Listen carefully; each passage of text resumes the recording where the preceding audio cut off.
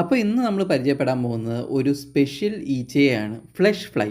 മലയാളത്തിൽ തർജ്ജമ ചെയ്യുകയാണെങ്കിൽ മാംസ ഈച്ച. അപ്പോൾ ഈ ഈച്ച നമ്മുടെ കേരളത്തിലെ ഫോറൻസിക്കിൽ ഒഴിച്ചുകൂടാൻ പറ്റാത്തൊരു ഘടകം കൂടിയാണ്. അതിലേക്ക് അപ്പോൾ നമുക്ക് പിന്നെ വരാം. ഇപ്പോൾ നമുക്ക് ഇതിൻ്റെ ഒരു സയൻറ്റിഫിക് ക്ലാസിഫിക്കേഷൻ നോക്കാം. അപ്പോൾ ഇത് ഒരു ഇൻസെക്റ്റ ക്ലാസ്സിലെ സാർക്കോഫാഗിഡെ ഫാമിലിയിൽപ്പെട്ട സാർക്കോഫാഗ എന്ന് പറഞ്ഞ ജനസിലുള്ള ഒരു ഈച്ചയാണ്. ഇന്ന് ഇതിൻ്റെ സ്പീഷീസിനെ കുറിച്ച് പറയുന്നില്ല, കാരണം ഇതിൻ്റെ സ്പീഷീസിനെ കുറിച്ച് എനിക്ക് ഒരു ഐഡിയ ഇല്ല. ഒരുപാട് സ്പീഷീസ് കേരളത്തിൽ തന്നെയുണ്ട്. മെയിൽ ജെനിറ്റാലി ഡിപ്പെൻഡ് ചെയ്ത് ഇതിൻ്റെ സ്പീഷീസിന് ചേഞ്ചസ് ഉണ്ട്. വളരെ ക്ലോസ് സ്റ്റഡിയാണ് ഇതിൻ്റെ കേരളത്തിലുള്ള സ്പീഷീസുകളെ കുറിച്ച് നടന്നുകൊണ്ടിരിക്കുന്നത്. അതിൻ്റെ റീസണും ഇതിൻ്റെ ഒരു ഫോറൻസിക് ഇമ്പോർട്ടൻസ് ആണ്. ഇതിൻ്റെ വേറെ കോമൺ നെയിംസ് എന്ന് പറയുകയാണെങ്കിൽ flesh flies, grey banded flies, carrion flies എന്നൊക്കെയാണ്. ഇതിൻ്റെ ഒരു ജോഗ്രാഫിക് ഡിസ്ട്രിബ്യൂഷൻ പറയുകയാണെങ്കിൽ ലോകം മൊത്തം ഇതുണ്ട്. ഇനി ഇതിൻ്റെ ഫുഡ് ഹാബിറ്റ്സ് പറയുകയാണെങ്കിൽ അഡൽട്ട് സ്റ്റേജിലും ലാവ സ്റ്റേജിലും രണ്ടും രണ്ട് രീതിയിലുള്ള ഫുഡ്. ഇതിൻ്റെ അഡൽട്ട് സ്റ്റേജിൽ ഇത് തേനും പഞ്ചസാരയും പിന്നെ എക്സ്ക്രീഷൻസ്, അതായത് വിസർജനങ്ങളൊക്കെയാണ് ഇത് കഴിക്കുന്നത്. അതായത് ചെയ്യുന്ന വസ്തുക്കളിലും ഫ്ലവേഴ്സിലൊക്കെ തന്നെ ഇത് വരാറുണ്ട്. ഈ ലാർവൽ സ്റ്റേജിൽ ഇത് നെക്രോഫാഗസ് ആണ്,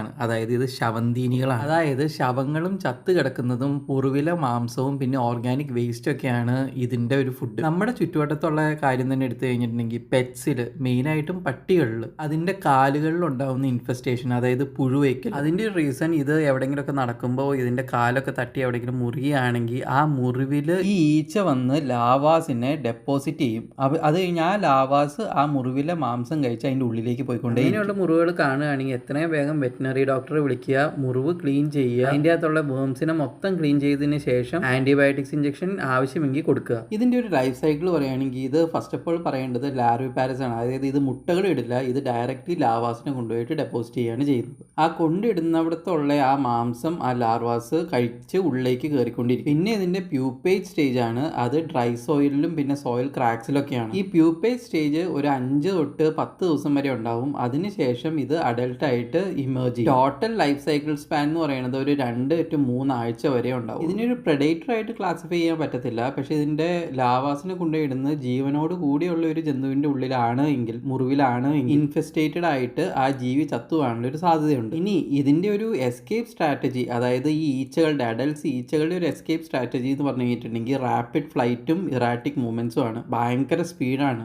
എക്സ്ട്രീംലി സ്പീഡാണ്. ഈ വീഡിയോയിൽ തന്നെ നിങ്ങൾക്കത് കാണാം. എന്നിരുന്നാലും ഇതിനെ വേട്ടയാടുന്ന ജീവികൾ എന്ന് പറഞ്ഞു കഴിഞ്ഞിട്ടുണ്ടെങ്കിൽ കിളികൾ, തവളകൾ, ചിലന്തികൾ ഒക്കെയാണ്. ഇനി ഇതിൻ്റെ ഒരു കൺസർവേഷൻ സ്റ്റാറ്റസ് പറയുകയാണെങ്കിൽ ലോകം മുഴുവനും ഉണ്ട്, ഒട്ടും എൻഡേഞ്ചേർഡ് അല്ല, വളരെ സ്റ്റേബിൾ പോപ്പുലേഷൻ ആണ്. ഇനി ഇതിൻ്റെ ഒരു കൾച്ചറൽ സിഗ്നിഫിക്കൻസിലേക്ക് വരാം. ഹിസ്റ്റോറിക്കലി ഇത് സിംബിളൈസ് ചെയ്യുന്നത് ഡീകേ, സിൻ ആൻഡ് പ്ലേഗ് ആണ്. ഇനി ഇതിനെക്കുറിച്ച് ഒരു മലയാള രൂപകം പറയുകയാണെങ്കിൽ ചിതഭൂമി ചിരിക്കുമ്പോൾ വരുന്നതാണ് സാർക്കോഫാഗ എന്ന് വേണമെങ്കിൽ പറയാം. അതായത് മരിച്ചോടത്ത് ആദ്യം തന്നെ ഓടിയെത്തുന്ന ഈച്ച. അത് തന്നെയാണ് ഇതിൻ്റെ ഒരു ഫോറൻസിക് ഇമ്പോർട്ടൻസ്. അപ്പോൾ ഇതിൻ്റെ കേരളത്തിലുള്ള ഫോറൻസിക് ഇമ്പോർട്ടൻസിനെ കുറിച്ച് നമുക്കൊന്ന് നോക്കാം. അപ്പോൾ എവിടെയെങ്കിലും ഒരു അൺയൂഷ്വൽ ആയിട്ടുള്ളൊരു മരണം നടന്നു കഴിഞ്ഞിട്ടുണ്ടെങ്കിൽ അവിടെ ആദ്യം ഓടിയെത്തി ആ ശവത്തിൽ ലാവാസിനെ ഡെപ്പോസിറ്റ് ചെയ്യുന്ന ഒരു സ്പീഷീസാണ്. ഈ ഈച്ചകൾക്ക് വളരെ അനുയോജ്യമായ ക്ലൈമറ്റാണ് കേരളത്തിൻ്റേത്. അതുകൊണ്ട് തന്നെ ഇവിടെ ഒരുപാടുണ്ട്, എല്ലാ ഏരിയാസിലും ഇതുണ്ട്. അതുകൊണ്ട് കേരളത്തിലുടനീളമുള്ള എന്ന് വെച്ചാൽ ഗ്രാമങ്ങൾ തൊട്ട് നഗരങ്ങൾ വരെയുള്ള ക്രൈം ഇൻവെസ്റ്റിഗേഷന് ഹെൽപ്പ് ചെയ്യുന്ന ഫോറൻസിക് കിറ്റിലുള്ള ഒരംഗമാണ്. ഇനി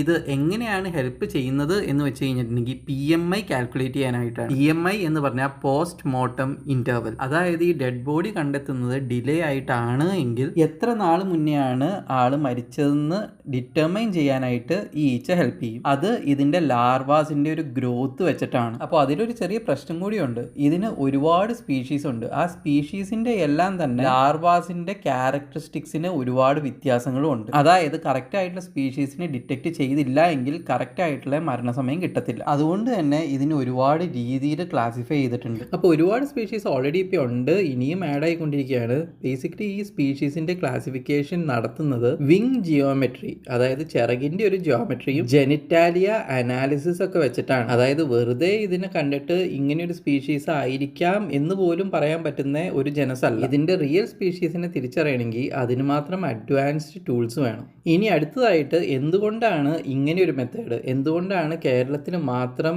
ഈ PMI കണ്ടെത്താനായിട്ട് ഇതുപോലൊരു ഈച്ചയെ വെച്ചിട്ടുള്ള ഈ ഒരു മെത്തേഡ് ഫോളോ ചെയ്യുന്നു? കേരളത്തിലുള്ള ഹൈ ഹ്യൂമിഡിറ്റിയും വാസ്റ്റ് ബയോഡൈവേഴ്സിറ്റിയും ട്രഡീഷണൽ ഫോറൻസിക് മെത്തേഡ്സ് ഭരിക്കുന്നില്ല. ബേസിക്കലി അതിൻ്റെ ഒരു റിലയബിലിറ്റി കുറവാണ്. എന്നാൽ ഈ സാർക്കോഫാഗ ഒരു ബയോളജിക്കൽ ക്ലോക്ക് ആണ്. ഇതിനെ വെച്ചിട്ടുള്ള അനാലിസിസിന് ആക്യുറസി ഭയങ്കര കൂടുതലാണ്. അതായത് ഫോറൻസിക്കലി ഇതിനെ നേച്ചേഴ്സ് ഇംപാർഷ്യൽ ടൈം കീപ്പേഴ്സ് എന്ന് വേണമെങ്കിൽ വിശേഷിപ്പിക്കാം. അപ്പോൾ ഒരുപാട് ഇൻഫർമേഷൻ ഒരു ഈച്ചയെക്കുറിച്ച് നമ്മളിപ്പോൾ പറയുന്നു.